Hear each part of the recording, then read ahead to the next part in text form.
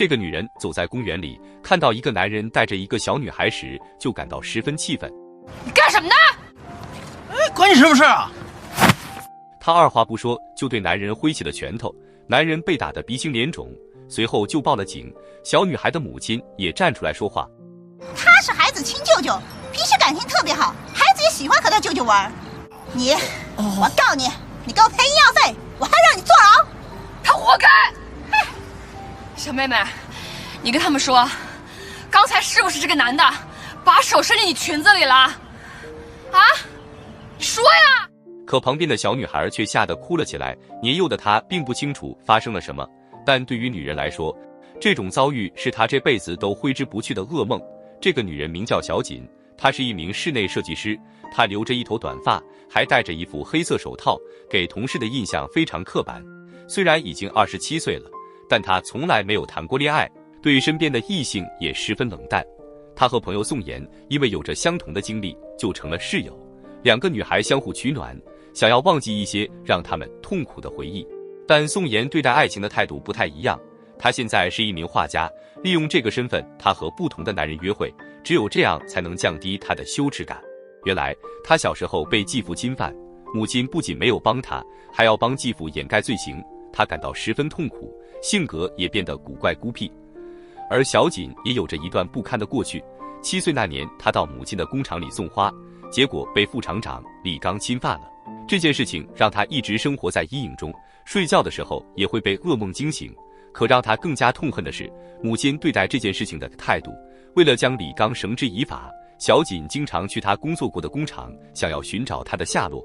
可负责档案的人告诉小锦，因为时间太久，有关李刚的资料已经没有了。但小锦不愿意放弃，哪怕有一丝希望，她都不想放过李刚这个恶魔。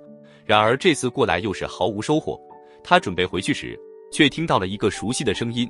老会计在算账的时候出了错，正在被年轻的领导指着鼻子骂，而他正是小锦的母亲。可小锦却对此视若无睹，因为他小时候亲眼看见母亲为了工作巴结李刚，后来自己出事，母亲也不肯出面解决，所以小锦的心里始终有根刺。可母亲并没有意识到自己的疏忽，还劝小锦忘掉过去，重新开始。但曾经发生的一切就像是一把利刃，每天都让小锦痛不欲生。他不想理会母亲，两人的关系也越来越疏离。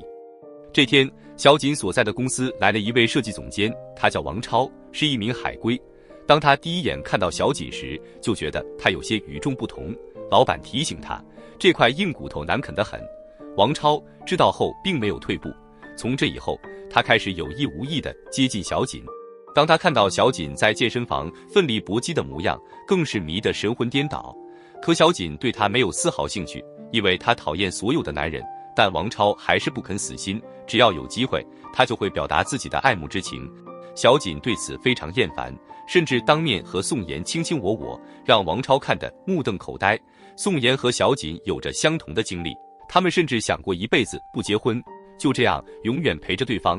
在宋妍的心里，爱情和婚姻都是神圣的。她曾经有过一个非常恩爱的前男友，但她无法把第一次留给最爱的人，所以感到愧疚又自卑，最后就和前男友分了手。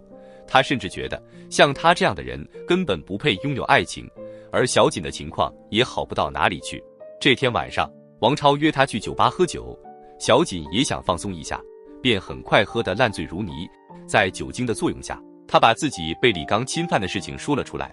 王超起初有些不敢相信，但小锦说的情真意切，不像是骗人的。王超也终于理解小锦为什么要拒他于千里之外。从这以后，两人变成了朋友。在健身房的时候，王超也心甘情愿地成为人肉沙包，他已经被爱情冲昏了头脑。而这边，宋妍找到了前男友，想要复合。她渴望爱情，又害怕自己的过去会被发现，前男友受不了她的喜怒无常，最后还是选择了离开。万念俱灰的宋妍一时想不开，就选择了轻生。当小锦得到消息后，一切都太晚了，宋妍就这样结束了年轻的生命。她不想被过去折磨，最后决定用死亡让自己得到解脱。在临走前，她给小锦留下了一幅画，画中的女孩披着婚纱，行走在万花丛中，没有童年的遭遇，他们也会幸福地过完这一生。可现在宋妍走了，小锦就像是行尸走肉，脾气也越来越暴躁。王超见他这样十分痛心，他想帮小锦打开心结，就开始托人打听李刚的事情。不久后，总算有了消息，他带着小锦找到了李刚儿子工作的地方。对方告诉两人，父亲20年前就和母亲离了婚，后来入狱就没有任何联系了。听说2年前他得了脑溢血，现在可能已经死了。听到这里，小锦感到非常失望。几天后，他因为工作的事情和客户吵架，王超知道他心情不好，就把所有的责任都揽到自己身上。他希望小锦不要一直活在回忆里，还送给他一支口红，让他振作起来，却被小锦痛骂了一顿。不久后，小锦接到一个电话，有个自称是李刚家属的女人跑到厂里讨要退休金，地址就被人事记了下来。小锦按照地址找了过去，而此时的李刚已经成了一个废人，甚至生活也不能自理。旁边的女人骂骂咧咧，最后把他推到了楼梯口。小锦只要轻轻一推，就能摆脱20年的噩梦，让李刚去见阎王。想起童年的记忆，小锦充满了仇恨。他大声质问李刚：为什么？20年了，你知道我每天过得有多痛苦，有多痛苦吗？可对方已经不能说话，而小锦再也控制不住自己的情绪。他拿出一把刀，想要亲手解决这个禽兽，但在关键时刻，王超却赶了过来。他不顾小锦的反对，强行把人带走。而母亲听说小锦去找李刚时，也马上跟了过来。当年为了工作，女儿的事情，她选择忍气吞声。可作为一位母亲，她又怎么可能不痛心呢？她狠狠打了李刚一个耳光，而李刚也艰难地说了句对不起。可小锦受过的伤害却已经无法弥补了。回去的路上，小锦告诉王超，自己常年戴手套，是因为他触碰过那个恶心的男人。王超正想安慰他，小锦的母亲却走了过来。他劝小锦忘掉那些不开心的事情，因为李刚已经得到了应有的报应。没想到他的话让小锦彻底爆发了。他突然发现自己最恨的人不是李刚，而是处处忍让的母亲。从这以后，小锦便颓废了起来。他不上班也不接电话。王超不放心，就决定去他家看看。